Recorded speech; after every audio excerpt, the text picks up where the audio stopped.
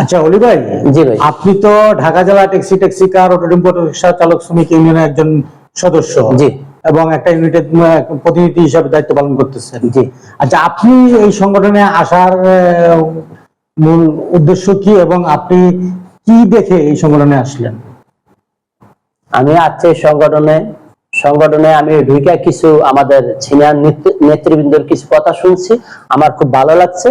তো ভালো লাগার ক্ষেত্রে আমি সংগঠনে জড়িত আছি, এবং এই সংগঠন ঢোকার পর আমি অনেক উপকার পাইছি। আমার একটু কষ্ট করে বলেন তো, আপনি কি কি উপকারগুলো আমি পেয়েছেন? কি কি উপকার পাইছি? আমি দীর্ঘ এই সংগঠনে প্রায় 14 বছর এটা জড়িত। তখন আমি প্রায় 11 বছর একটা চাকরি করছি। ওই চাকরির মালিক আমাকে হঠাৎ করে যে কোনো কারণে আমার না করে দিছে, হঠাৎ করে না করে দিছে।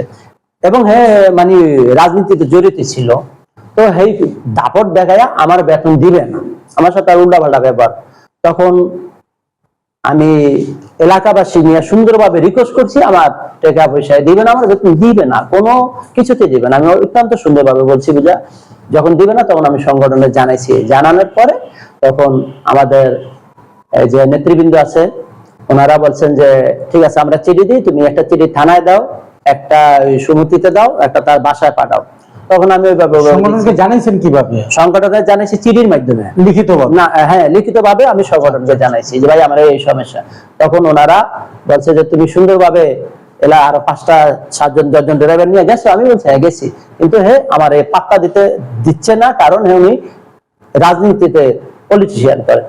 তখন ওনারা চিঠি দিচ্ছে, আমি তুই একটা চিঠি থানায়, একটা তার বাসায়, তার হাউজে দিচ্ছি সমিতিতে।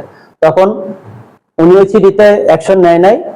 পরে 2 নম্বর চিঠি আবার আমার সংগঠনকে জানাইছি, আবার দ্বিতীয় চিঠি দিছে, তাও কোনো অ্যাকশন নেয় নাই। 3 নম্বর চিঠির সময় উনি আমার নামে মামলা করতে গেছে।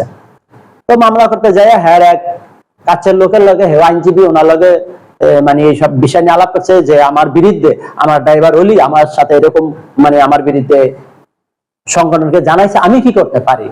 তখন আমি মামলা করতে চাই, ওই লোক বলছে। তখন আপনিও বলছে যে ও চাকরি কত বছর করছে, এবং বলছে যে 11 বছর। তখন বলছে যে ও কি চিঠি দিছে দেখি। তখন চিঠিটা পইরা দেখছে, দেখা আমার সংগঠনের ওই মানে সম্পূর্ণ সব লিগ্যাল দেখা। তখন বলছে যে ঠিক আছে ভাই, এই বিষয়ে আপনি যদি আগান তাহলে আপনার এই লাস্ট পর্যন্ত আপনার আইনের কাঠগড়ে দাঁড়াতে হবে, এবং কি তার বেতনই দিতে হবে।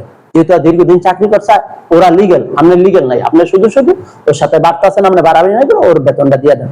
তারপর আমি এই বেতন পাইছি। তারপর আরো